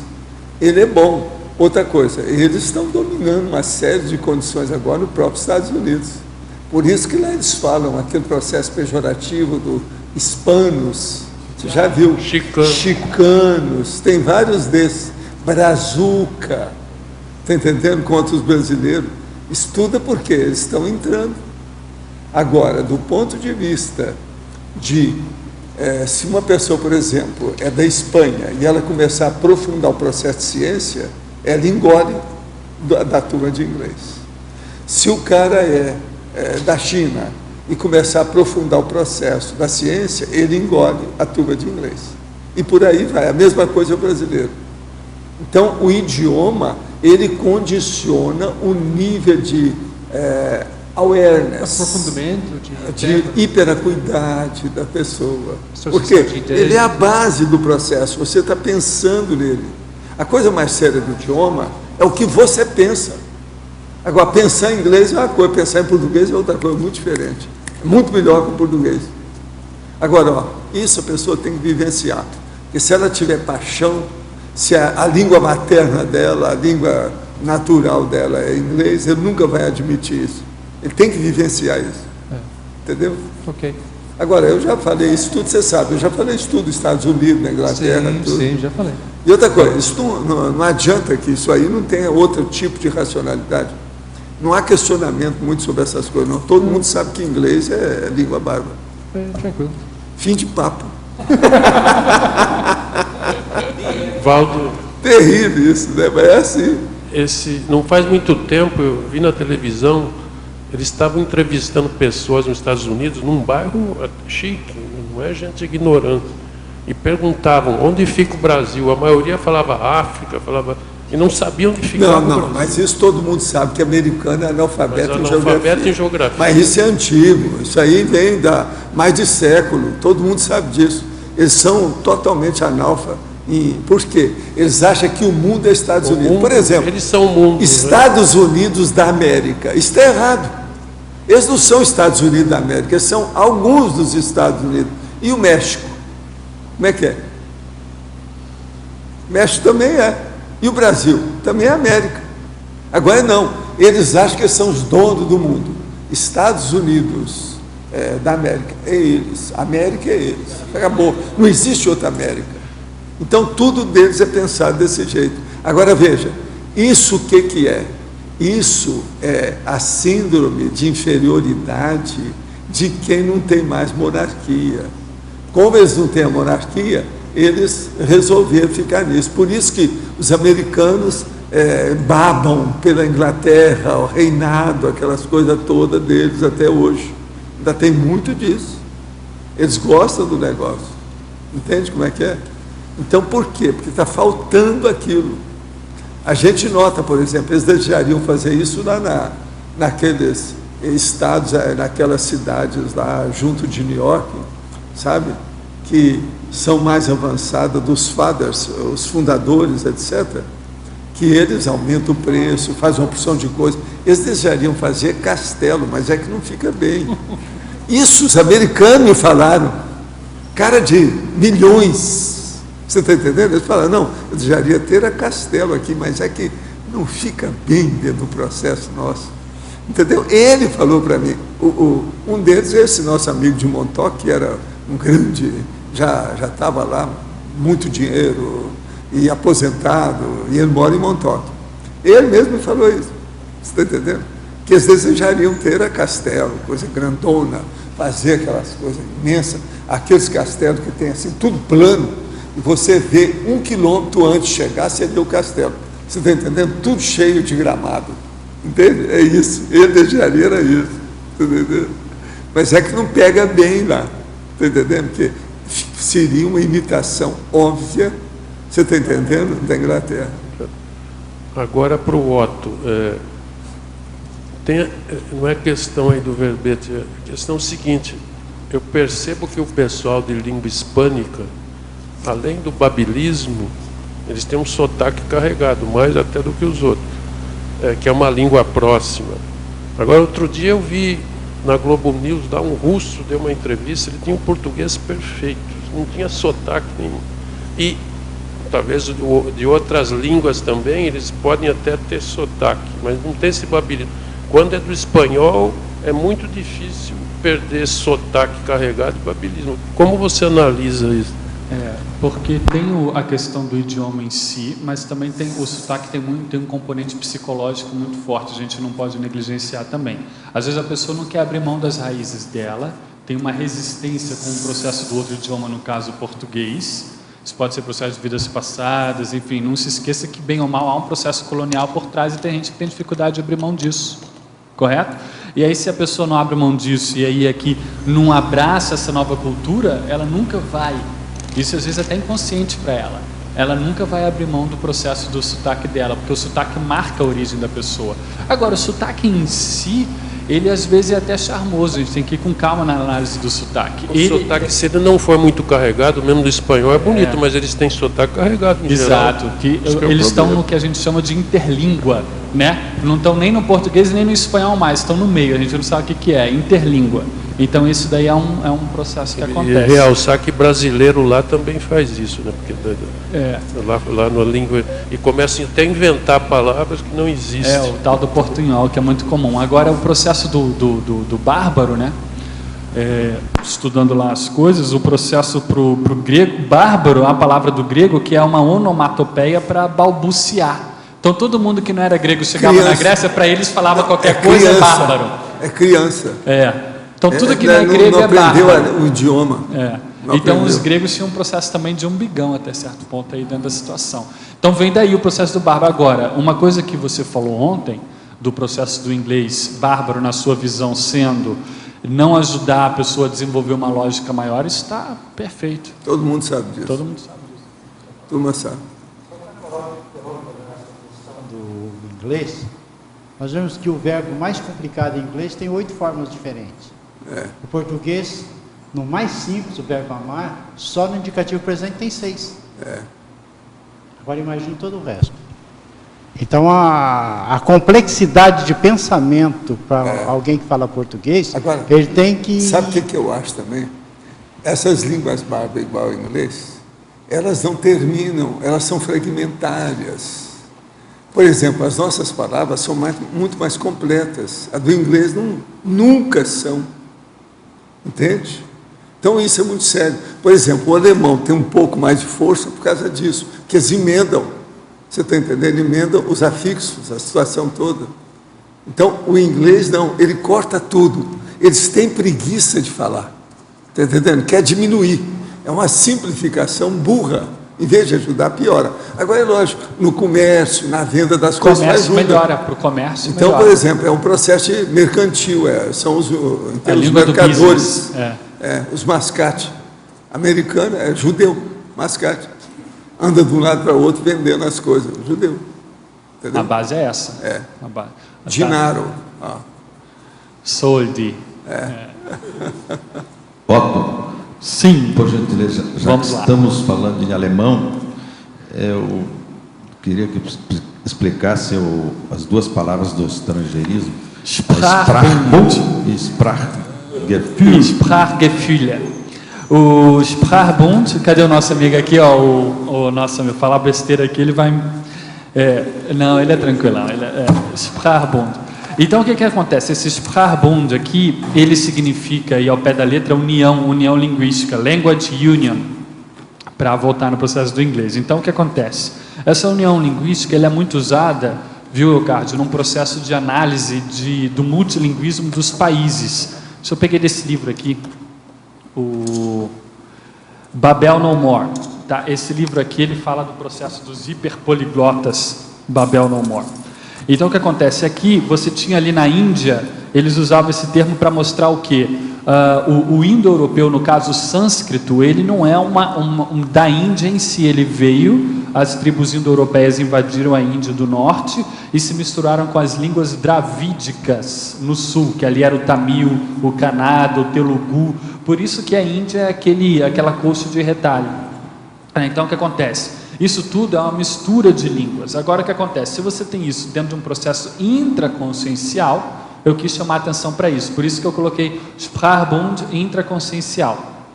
Agora o próximo, o Sprachgefühl. Gefühl é sentimento, o que eles chamam em inglês de feeling. Então sabe quando você tem feeling para os idiomas? O feeling a gente usa até em português, né, com alguma frequência, o feeling. Então se a pessoa tem o feeling para o idioma, ela muitas vezes ela estuda. Aliás, esse processo do feeling ele é comum nos escritores em geral, porque o que acontece? No feeling, a pessoa, isso para os veteranos, eles têm o feeling, como é que isso fica claro? A dispensa até certo ponto da gramática e a construção do estilo pessoal. A gramática ela vira um apoio, mas não uma regra impositiva, né? Então, aqui o Sprachgefühl, a pessoa que trabalha com poliglotismo já veterana, ela tem esse processo, às vezes ela sabe que é daquela maneira, mas não sabe bem por quê. Então aquilo ali já é um processo de feeling, mas que muitas vezes já vem da paragenética dela, já vem de um processo de vidas passadas. Por isso que eu quis chamar a atenção para isso aqui. Não sei se ficou claro aí, Ricardo. Ficou. Eu queria só, já que você falou em nódulo, que também ampliasse na interaciologia, a segunda linha, os nós e arcos da rede semântica mental. Então, saindo lá da estrangeirismologia, você viu que eu falo lá em réseau sémantique. Ali é a rede semântica em francês. Então aqui eu estou falando nessa que você aponta na segunda linha, a interação nós, arcos da rede semântica mental. Então eles querem entender como é que nós organizamos esse polineuroléxico que nós falamos, como é que eles de fato se organizam, como é que eles estão representados na nossa pensanidade, no nosso processo cognitivo. Então eles imaginam que nós tenhamos nós, que seriam os nódulos cognitivos que nós já discutimos aqui, que eu coloquei lá na pensionologia. Então você tem os nós, que é o processo semântico, são os significados. E como é que eles se relacionam entre si, as diversas palavras? Pelos arcos ou ligações.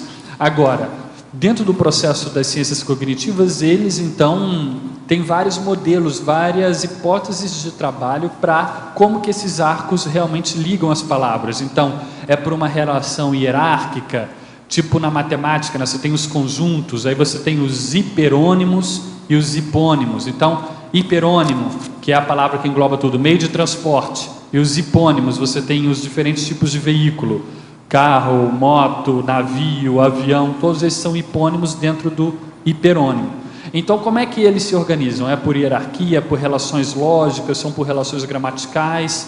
Então, cada um se organiza de uma maneira. Aqui o interessante para nós é perceber como é que isso funciona dentro de cada um de nós, porque vai ter a questão de estilo pessoal, de como é que cada um organiza a sua pensanidade. Daí, eu recomendo, na laboratoriologia, o último laboratório, o laboratório conscienciológico da pensenologia. Eu mesmo tive que frequentá-lo, claro, que já frequentava já antes, mas eu frequentei o laboratório especialmente para esse verbete, esse e um próximo que eu vou falar também nesse sentido. Então ele ajuda, também a técnica da autorreflexão de 5 horas, ajuda nesse sentido, Ricardo, ou seja, como é que nós organizamos dentro da nossa intimidade mental somática, intraconsciencial, o nosso processo linguístico. Então, aí nós temos bastante serviço. Ficou claro? Claro. Em parafatologia, página 7, terceira linha, por favor. Comente autoparapolimaticologia organizada. Organizada porque esse processo de idiomas não pode ficar babélico. De nada adianta a pessoa saber vários idiomas e não aplicar, não empregar de modo útil, frutífero, interassistencial, cosmoético, pró-evolutivo. Então, é com esse objetivo. Autoparapolimaticológico, no caso, eu chamo a atenção para isso também na frase enfática, a última palavra lá, autoparapolimatia. Quando você trabalha com vários idiomas, você vai acabar com o tempo, se você levar a sério e trabalhar de modo profissional, você vai entrar na filologia. Seria bom, de repente, você falar alguma coisa disso daí. E quando você entra na filologia, você então entra num processo de polimatia, porque você vai entrar não só com o processo de idioma, mas também com o processo cultural. Então você vai trabalhar com diferentes culturas, então a sua cosmovisão, ela vira realidade.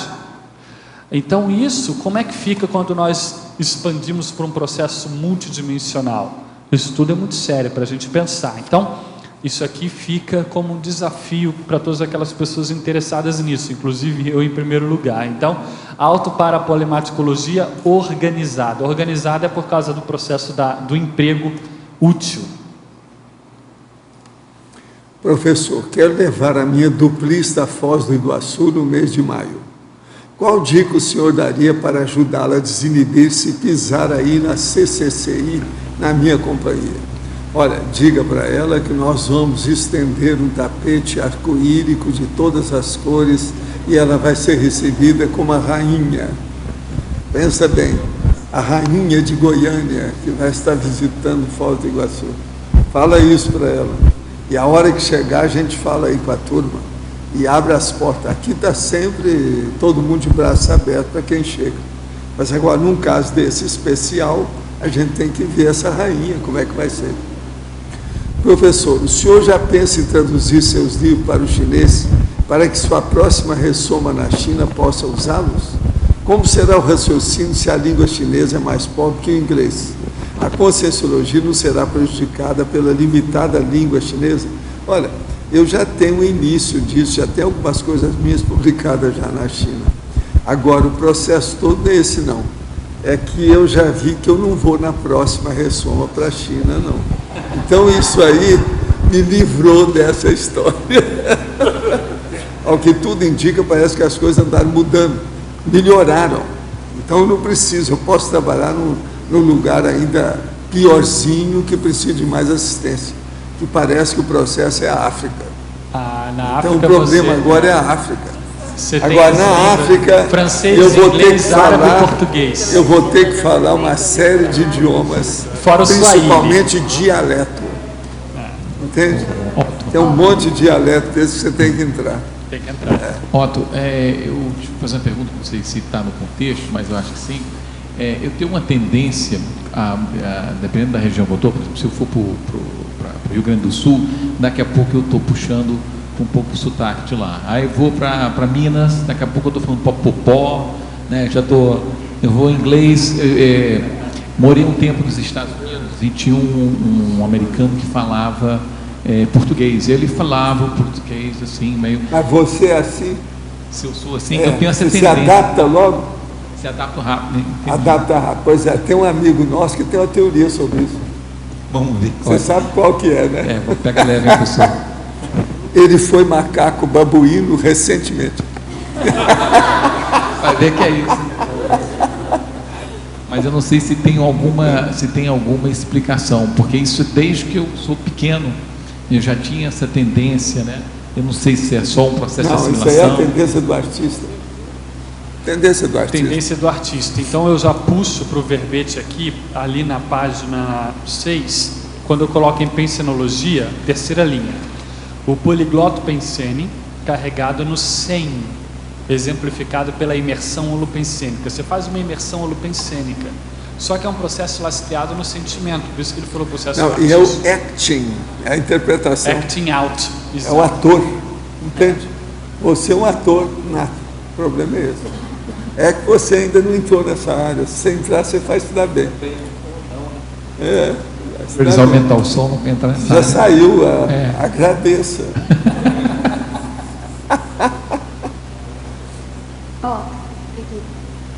Você comentou sobre a filologia, né? Na Espanha, o curso de letras se chama filologia. Filologia. E ele é um pouco diferenciado do daqui. No I, lá. Sim, Então, né, só por... Eu tenho uma dúvida, não sei se você comentou no começo, eu cheguei um pouco atrasada, sobre a questão da poliglotia, né, e a questão da retrocognição. Porque eu acredito que, de alguma maneira, você consegue encontrar aí algumas dicas, né?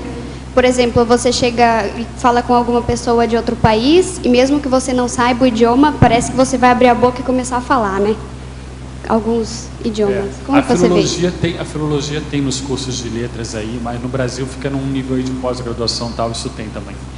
Agora, é sem dúvida, o processo de idioma, assim como o processo intelectual em geral, tudo é o processo de memória. A memória está na base disso, tá? Então, sendo a base a memória, você expande a sua ideia, você vai entrar na holomemória. O acesso à holomemória é retrocognição. Então, uma coisa puxa a outra. Os idiomas, é lógico que tem a ver com o processo de retrocognição, você está correto no raciocínio. Tá? Então, quando você tem um contato com um estrangeiro, às vezes um estrangeiro do país onde você já trabalhou, já morou, às vezes você já produziu, já escreveu livro, já fez assistência naquilo ali, aquilo vai ressoar. Aí é o que a gente falava do Sprachgefühl. Então, você vai ter um feeling com aquele idioma, às vezes natural. E aquilo pode explicar simpatias, assim como antipatias também, que não podem ser negligenciadas, podem dar pistas do seu rastro holobiográfico também. Então isso acontece, é normal. Tem casos conheço gente que foi para a Itália e a forma dela era tão violenta na Itália que aquilo subiu à tona quando ela da Itália ligou para os parentes no Brasil, eles não a reconheciam, a voz, nada. E os próprios italianos parece que a reconheceram de modo diferente, que queriam, claro, ela já trabalhava com o italiano também, e eles queriam que ela revisasse os textos deles, ela sendo brasileira. Então você vê um nível. Então isso tudo acontece, isso é vasto esse campo, inclusive é bem aberto. Adaptabilidade idiomática, né? Você chegar num lugar e você aprender aquele idioma assim, muito rápido, né? Isso também, acho que a questão da holomemória está aí conectado também, né? Uhum. Agora também importa ver aí, no caso do aprendizado rápido, aquele aprendizado assim superficial, só para se comunicar, aquela coisa que tem a ver com o que a gente falava, né? Com o caso mais um processo de imersão holopensênica que está lastreado no sentimento, e você fazendo a migração para o pensamento, para o mental soma, é o aprofundamento daquele idioma, porque depende muito dos seus objetivos com o idioma, mas o ideal seria nós termos mais a qualificação do que a quantidade. E claro, se o ideal seria você falar várias com alto nível, mas aí depende dos seus objetivos também. Tem gente que tem ProEx mais nessa linha, outras nem tanto, aí a pessoa tem que ver a prioridade dela. Mas a gente priorizar a qualificação. Pode ser que a pessoa tenha, por causa de um processo de vidas passadas, foi mascate, isso tudo, aquilo tudo que nós falávamos aqui, porém, qual é a aplicabilidade dela? Então ela tem que ver a qualificação do idioma também. Tá, e uma última coisinha, eu queria que você comentasse a importância, né, do poliglotismo na CCCI, porque acho que é algo importante, a gente tem aí algumas dificuldades na hora, né, para conseguir fazer uma assistência ao pessoal que vem de fora. Acho legal você comentar sobre isso. A CCCI inclui também a International Academy of Consciousness e, enfim, a CCCI ela é internacional, como está no próprio nome. Necessariamente você vai, é o que nós falávamos ali no segundo item da pensenologia, o holopensene pessoal da Tares multiconformática. Você vai entrar num processo de esclarecimento urbi et orbi, ou seja, em todo o globo terrestre. Isso necessariamente implica diversos idiomas, que é uma complicação, como nós falávamos, porque em português já traz uma dificuldade você casar o conteúdo com a forma. Imagina quando você vai para outros idiomas, aí você vai entrar no processo de tradução, aí você tem outras dificuldades associadas também. Mas o poliglotismo ele é fundamental, tanto para aquelas pessoas dedicadas a TARES internacional, quanto aquelas pessoas dedicadas à recepção e esclarecimento dos estrangeiros que vêm para essa Cognópolis, quanto para qualquer pessoa interessada em escrever um livro um pouco mais substancioso, fundamentado, mais substancial na conscienciologia, devido à bibliografia. A bibliografia, ainda mais se você falar de tratado, Megagescom, se possível, é tratado. A gente tem que encarar essas coisas com maior seriedade. Então, você pega, por exemplo, o Projeciologia, e ele tem ali 18 idiomas, né, se eu não me engano ali, 18 idiomas provenientes, ou seja, das obras que provêm de vários países, mais países ainda, né? Então, para o processo da pesquisa intelectual, é necessário você abordar outros idiomas. Aí você pode entrar só com o processo de leitura, por exemplo, se você falar, enfim, entende? Mas a pessoa tem que ir a algum nível de poliglotismo, ela é desejável ela desenvolver para a própria proexis dela. Tá, obrigada, Otto. De nada. Otto, ainda na página 6, pensenologia, antepenúltima linha, terceira de baixo para cima.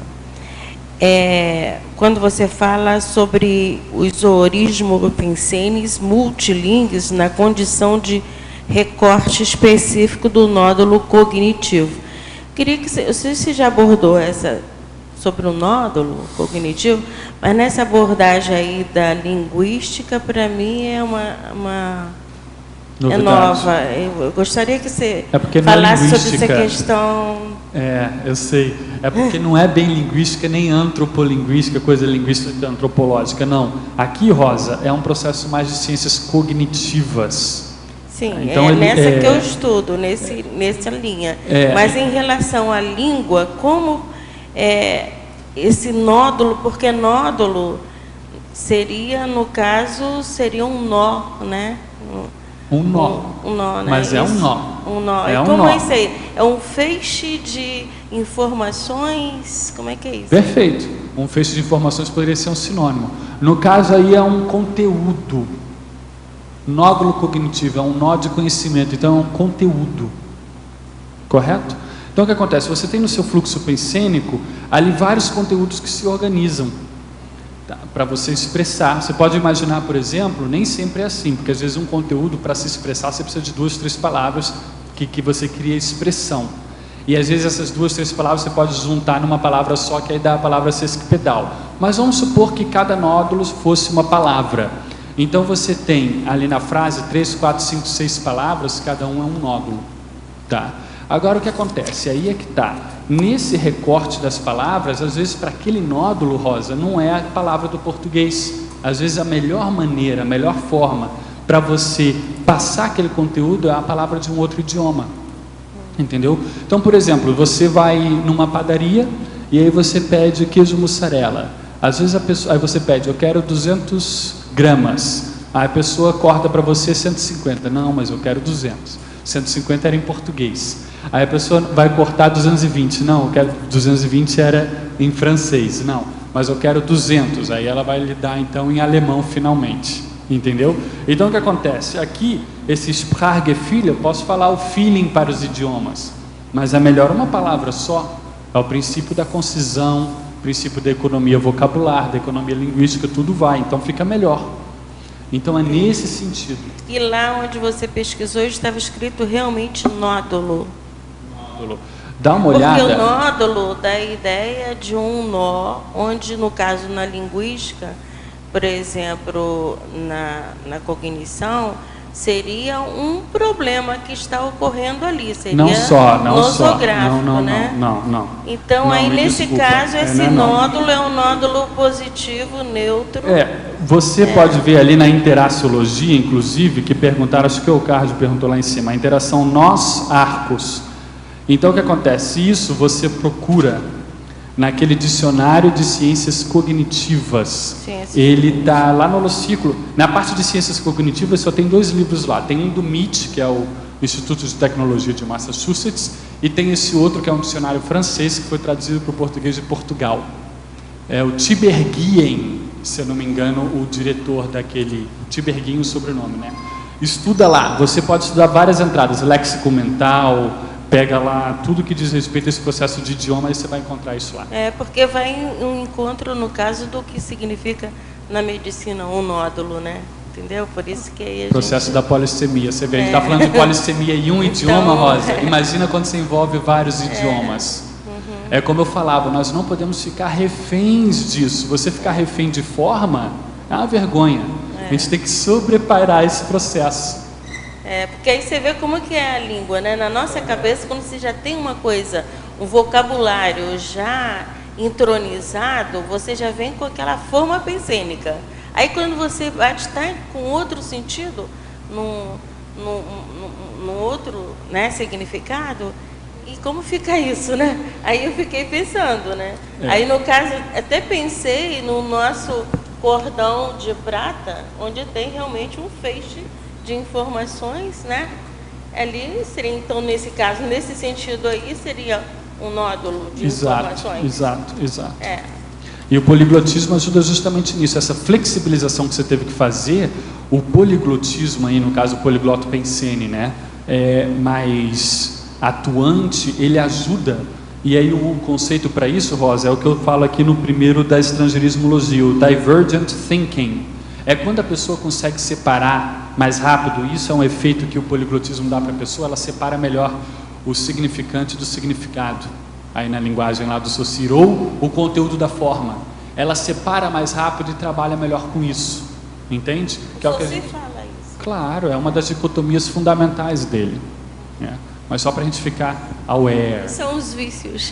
Obrigada. Disponha. Olha só, essa questão do nódulo talvez esteja aí, é uma metáfora, né? Tá aí, porque o nódulo é um nozinho mesmo, estava vendo no dicionário, saquinho de pano, mas tem na medicina também tem. Sim, ele é o diminutivo de nódulo. Talvez um casulo, isso, nódulo é um casulo de um conteúdo aí, né? Deve ser isso que quer dizer. É isso. Você pode fazer a metáfora que você achar melhor, mas é o que? É o conteúdo ali. É.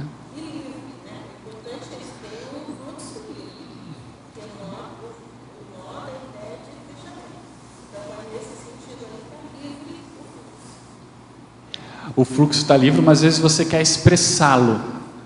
E aí você fechou aquele fluxo num conceito e você quer expressar. E muitas vezes nós não temos a palavra para isso. Aí que entra a importância, por exemplo, do dicionário analógico, né?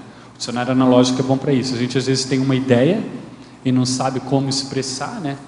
Aí a gente vê lá várias palavras, só que aí às vezes essas várias palavras estão em outro idioma também. E aí você joga com isso. E aí fica bom para você. É isso aí.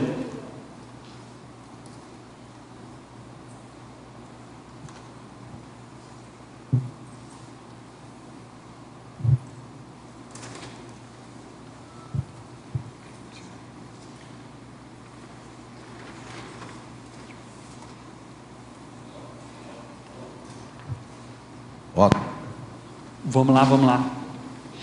Explicar o polinômio memória episódica, memória declarativa, memória procedural e do trabalho. Essa é muito boa, hein? O processo da memória, em geral, Eucádio, você divide a memória em memória de longo prazo e memória de curto prazo. Tá? Essa memória de curto prazo, às vezes também é compreendida como memória de trabalho, e por aí vai. Agora, a memória de longo prazo, que são aquelas memórias, aqueles engramas que estão mais consolidados, eles podem ser de procedimento, que eu chamei aqui procedural, pode ser também procedimental, tanto faz, são memórias de procedimento, ou então memórias declarativas. Então, essa memória declarativa, ela pode ser episódica ou semântica. Isso é só para a gente entender. Então, memória de longo prazo pode ser procedural ou declarativa. E a declarativa, por sua vez, pode ser episódica ou semântica. Agora, vamos entender. O que é a memória episódica? É aquela memória autobiográfica. Você tem que fazer um esforço consciente para rememorar uma situação, algo que aconteceu com você.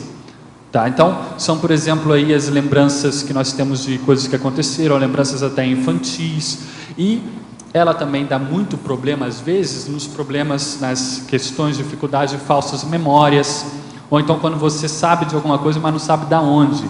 Eles chamam de amnésia de fonte. Você sabe que esse estudo da memória ele é bastante complexo e vai embora, né? Então, memória episódica, resumida, é a memória autobiográfica da pessoa. Agora aqui, a memória declarativa, eu usei como se fosse memória semântica. Ou seja, ela diz respeito ao quê? A tudo que está referenciado pela linguagem, é o tesaurus mental. Tem até lá o verbete do professor Pedro, né? O tesaurus cerebral. Então aqui são as palavras, os símbolos, os nódulos que nós conversamos aí com a Rosa, os nódulos cognitivos, as significações, os conceitos, as regras de manipulação desses conceitos, que aqui no caso é a gramática, correto? Então isso tudo aí está vinculado também. Aí você tem a memória de procedimento, ou procedural, porque procedural é mais um decalque do inglês que é de procedure. Aqui poderia ser procedimental também. Diz respeito a quê?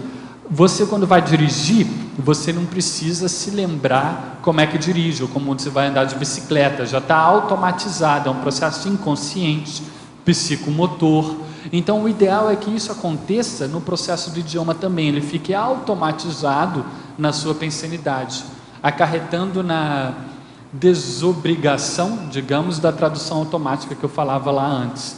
E a memória de trabalho é justamente aquela que você usa para poder resolver os problemas que estão aparecendo no momento. É como se fosse aquela memória RAM do computador, né? Então você tem, às vezes, algum termo, você anota um número de telefone com alguém para você fazer uma ligação, você usa aquela informação que foi dada, mas depois passou alguns dias, você não vai mais lembrar daquilo, correto? Ela precisaria, algo que está na memória de trabalho precisa de reforço, por isso que eles falam que repetitio mater studiorum est, ou seja, a repetição é a mãe da aprendizagem lá do processo do latim.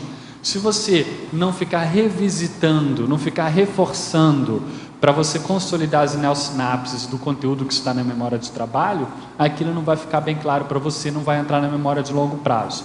Então, o que isso tem a ver com o poligloto pensênico? Total, como nós falávamos antes, o processo de idioma e processo intelectual é até consciencial, a sua consciência, a sua memória.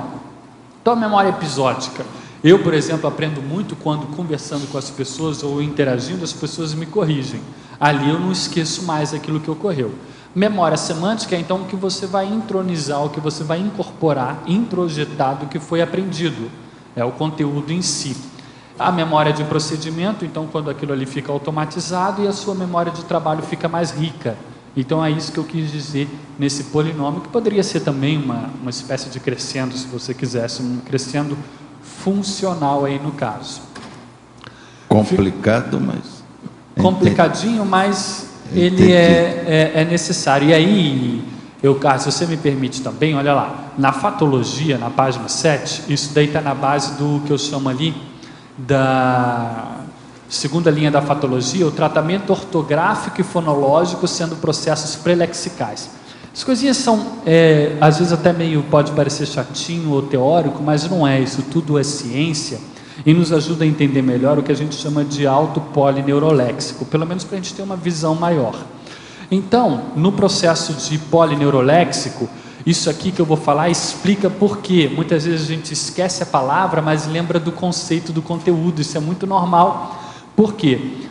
As pesquisas mostram que o autopolineuroléxico em si, que está ali na terceira linha, ele armazena principalmente informações semânticas e gramaticais, ou seja, o conteúdo das coisas. Quando a gente lê alguma coisa, a gente está lendo ali a palavra evoca um som. Aquilo ali são tratamentos pré-lexicais, eles simplesmente funcionam para ajudar você a chegar no conteúdo da palavra. E é esse conteúdo que de fato está armazenado na sua cabeça, que você armazena.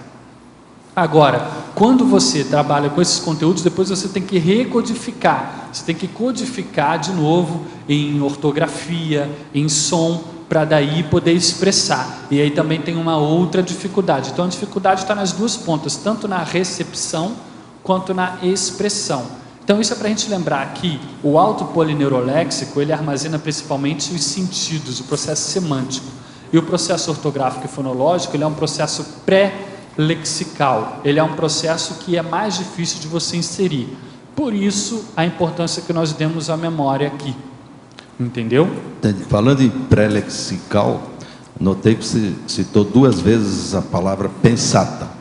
Isso é sinal que ela já está sendo grafo-pensenizada. Já está sendo pensada. Agora, uma coisa boa para a gente resumir isso tudo que ele falou é o seguinte: o neuroléxico nosso não é igual ao dicionário, nem igual ao arquivo. O arquivo você vai procurar, por exemplo, aquelas pastas que tem no arquivo de ato, tem um nome, ou da pessoa ou do assunto. É uma palavra, quase sempre. O dicionário tem uma entrada, a entrada é o verbete. No neuroléxico tem o assunto, o significado, o conteúdo. Por isso, a tendência da gente, principalmente quando você vai ficando mais de idade, você lembra da realidade, mas às vezes você esquece a palavra, você não sabe qual é. Então, isso é o comum, é uma coisa séria. Agora veja, isso acontece quando você se projeta para guardar a memória, os fatos, os parafatos que acontecem fora do corpo. Então, o problema é você sempre guardar o conteúdo. Agora, se você puder, guarda a palavra-chave, se é que você arranjou alguma. Porque, às vezes, a palavra-chave que você vai falar não é aquela palavra que corresponde à realidade básica, mas é alguma coisa que te atraiu dentro da realidade. Então, você guarda. Entende como é que é? Então, é muito importante a gente lembrar disso, que uma coisa é a palavra, outra coisa é o conteúdo. Na questão mnemônica, isso é importantíssimo. A outra coisa, além do processo da pseudomemória, a coisa mais séria é a hipomnésia, que é o branco mental, que é o que a maioria roda. Agora, com a idade, mesmo a pessoa que trabalha muito com a cabeça, a tendência é eliminar as palavras e ficar com o conteúdo. Outra coisa, a tendência também é você lembrar das coisas mais antigas e esquecer a recente. Então, isso é regra. Outra coisa séria, se você sai fora do corpo e tem muita lucidez lá, você viu uma pessoa, às vezes aquela pessoa se parece com outra que você conhece. Você vai então pensar que aquela pessoa é aquela que você conhece. Por quê? A sua memória, ela não gosta de falsificar nada. Tudo ela quer dar à realidade. Ela quer expor o que ela tem. Ela nunca deixa sem colocar alguma coisa. Por isso é que as pessoas confundem tudo em matéria de retrocognição. Porque ela vê, por exemplo, igual esse povo aí que vê que tem um que colabora conosco, que é um chinês, ele é chinês, mas ele tem barba igual eu, essa coisa toda, eles pensam que sou eu. Então você sai para fora do corpo e vê uma paisagem, você vai pôr aquilo que você conhece parecido com aquilo. A sua memória vai contrapor aquilo ali dentro. Isso aí é um problema que a pessoa tem que entender, a holomnemônica, para ela não entrar em erros todo dia a respeito dessas coisas em matéria de projeção. Agora, chefe, nós esperamos mais, além de 12, nós esperamos mais 120 da sua parte, tá certo? E os nossos comerciais, por favor. Obrigado. Hoje tivemos 53 assinaturas no livro de presença, 24 perguntas presenciais e 19 perguntas online. Temos os recados da Rosemary sobre o curso Técnica de Mais um Ano de Vida, a Cíntia sobre palestras do IPC, a Alzira sobre o curso com 5 Cobaia. E agora com vocês, o Fernando sobre o programa Amigos. Boa tarde a todos. Nós queremos mais uma vez destacar para todos a importância da expansão do programa Amigos da Enciclopédia. O programa Amigos da Enciclopédia é os associados do programa Amigos da Enciclopédia que mantêm todos os custos hoje, por exemplo, com a transmissão da tertúlia, para aqueles que estão assistindo hoje em casa.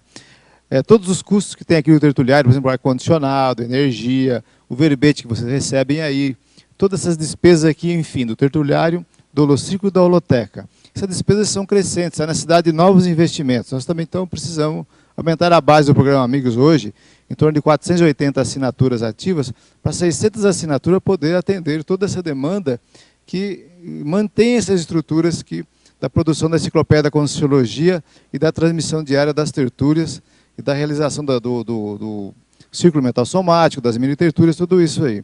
Então a gente convida você que ainda não é amigo da enciclopédia, aquele que já foi amigo assinatura vencida, para você pensar novamente e, se possível, a gente convida para fazer a sua assinatura, a sua renovação. É muito fácil fazer. Basta ligar na recepção do CAEC todos os dias, inclusive sábado e domingo, das 8 às 18h45, o telefone 45 35 25 26 52.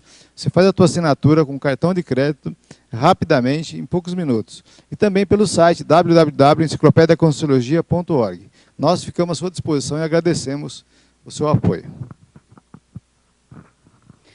Boa tarde. Estou aqui para convidá-los para o curso Laboratório Grupal da Técnica de Mais um Ano de Vida. Esse laboratório é um curso modular, teórico e prático. São 4 módulos distribuídos em um ano, onde o participante poderá contar com a aplicar a técnica do Mais um Ano de Vida, contando com a tutoria de professores que já experienciaram a técnica. Este curso é promovido pelo CAEC, será realizado no Discernimento, aqui em Foz do Iguaçu, O módulo 1 acontecerá no dia 15 de março. Para maiores informações e inscrições, consulte a recepção do CAEC. Pode ser pessoalmente, para quem reside aqui em Foz, ou pelo telefone 3525-2652 e pelo e-mail caec@caec.org. Muito obrigada. Boa tarde a todos. O IPC Foz do Iguaçu convida vocês para a palestra gratuita que vai ocorrer amanhã, com o tema Auto-Organização Evolutiva, da professora Alba Cardoso. A palestra acontecerá amanhã, como eu disse, dia 7, das 19 horas às 21 horas, no IPC. O local da palestra é na Rua Rui Barbosa, número 820, sala 804. Fica no centro. Lembramos a todos que as palestras são abertas a todos os interessados. Aguardamos vocês. Obrigada. Olá, pessoal. Gostaria de convidá-los para 2 cursos da Consus. O primeiro curso é o Consim Cobaia Voluntária do Conscienciograma, que vai acontecer nessa sexta-feira agora, dia 8 de fevereiro, das 15 às 20h30 horas. E o segundo curso é o Conscienciograma Sem Drama. O objetivo do Conscienciograma Sem Drama é favorecer o conhecimento amplo e profundo, com consequentes renovações e aumento do bem-estar íntimo. Expandir o holopensene autoconscienciométrico de harmonização intraconsciencial e interassistencial. Permitir à pessoa fazer a autoavaliação detalhada de suas qualidades e aspectos a melhorar, a partir da resposta às 2.000 perguntas do Conscienciograma. A frequência é semanal, aulas virtuais aos domingos à noite, horário das 19 às 21 horas, duração 6 meses. Pré-requisito, curso básico da Conscienciologia. As inscrições podem ser feitas para ambos os cursos na recepção do CAEC. Obrigada. Para amanhã temos o verbete Senso Autoevolutivo. A especialidade é a autoevoluciologia, de autoria da professora Adriana Lopes. Obrigado pela sua presença e até amanhã.